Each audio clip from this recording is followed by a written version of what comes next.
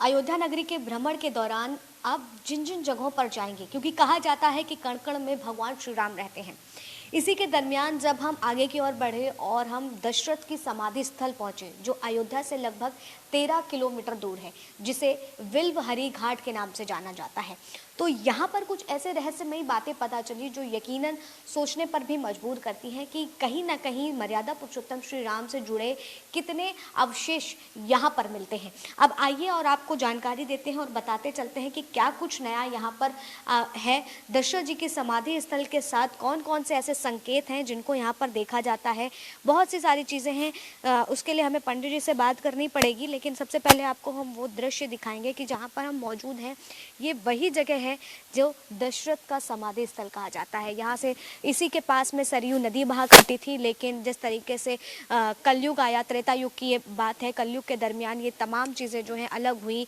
प्रकृति ने बदलाव लिया, करवट बदली, उसके साथ तमाम चीज़ें देखने को मिली। अब इसकी कहानी क्या है, क्या कुछ यहाँ का रहस्य है, पंडित जी से जानेंगे और वो तमाम हर एक पहलू को समझने की कोशिश करेंगे जो त्रेता युग से जोड़ करके इन तमाम चीज़ों को देती है।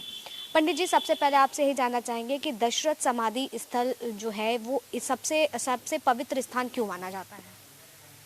यह सबसे पवित्र भूमि इसलिए है, यहाँ पे किसी का अंत्येष्टि संस्कार नहीं हुआ था, अंतिम संस्कार इस स्थल पर नहीं हुआ था, इसलिए महाराज जी का यहाँ पे दाह संस्कार किया गया। सबसे पहले हम आपको यह बताना चाहेंगे कि अयोध्या में बाहर से आने वाले जितने श्रद्धालु हैं उन्हें केवल इतना ही पता है कि श्री राम जन्मभूमि, हनुमानगढ़ी, कनक भवन, दशरथ महल, सरजू स्नान, नागेश्वर नाथ इत्यादि दर्शन करने के बाद ही वापस चले जाते हैं।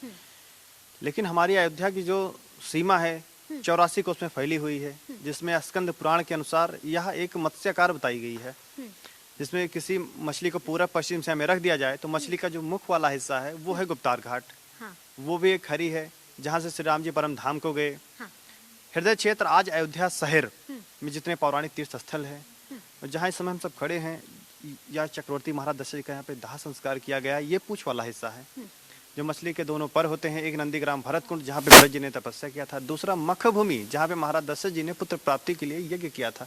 यह हमारी अयोध्या की मूल स्कंद पुराण के अनुसार ये मेन अयोध्या हमारी है। अब बात आती है कि चक्रवर्ती महाराज दशरथ जी का दाह संस्कार यहाँ पर क्यों किया गया। हाँ, सवाल क्योंकि यही खड़ा होता है कि आखिर यहाँ पर क्यों, यही स्थान क्यों चुना गया। एक जैसा नाम मैंने पढ़ा, विल्वहरी घाट क्यों चुना? यह अयोध्या के सप्त हरियों में से प्रमुख हरि विल्वहरी घाट, इसका शुद्ध नाम जो है विल्वहरी घाट है। विल्वहरी घाट। अब बात आती है कि चक्रवर्ती महाराज जी का दाह संस्कार यहाँ पर क्यों किया गया। उसका कारण यह था, जिस समय चक्रवर्ती महाराज दशरथ जी का शरीर छूटा है, प्रभु राम जी, लक्ष्मण जी, माता सीता जी के साथ वन चले गए थे। भरत और शत्रुघ्न जी भी थे, लेकिन उस समय ननिहाल में थे। वशिष्ठ जी के द्वारा दूध भेजकर भरत जी को बुलाया गया, तो वहां से आने के बाद भरत जी ने कहा हमारे पिताजी का अंतिम संस्कार ऐसे स्थान पर किया जाए जहां किसी अन्य का दाह संस्कार ना किया गया हो। इसके लिए जगह का शोध शुरू हो गया। वशिष्ठ जी के नेतृत्व में जितने आचार्य विद्वान इस कार्य में लग गए, वह सबसे पवित्र भूमि कौन सी है जहाँ पे महाराज दशरथ जी का दाह संस्कार किया जा सके। तब शोध करते करते जब यहाँ पर पहुंचे, यह अयोध्या के 7 हरियाँ हैं, विल्वहरी, चकही, चंदहरी, गुप्तहरी, पूर्णहरी, ऐसे हमारे एकदम 7 प्रमुख हरियाँ हैं। ये विल्वहरी घाट है। यहाँ पे आने के बाद महाराज जी को दाह संस्कार करने के लिए, हमारे हिंदू सनातन धर्म में जब किसी का अंत्येष्टि या अंतिम संस्कार किया जाता है तो पहले चिता में 4 खूंटे लगाए जाते हैं। लेकिन यहाँ पे महाराज जी को शुद्ध केवल 3 खूंटे की ही पवित्र भूमि मिली थी जहाँ पे किसी का अंत्येष्टि नहीं हुआ था। अच्छा, तो यहाँ पर जो है उस दरमियान 3 खूंटे हुआ करते थे। 3 खूंटे की ही पवित्र भूमि जहाँ पे अंत्येष्टि करना था, वहाँ पे केवल 3 खूंटे की ही पवित्र भूमि मिली थी।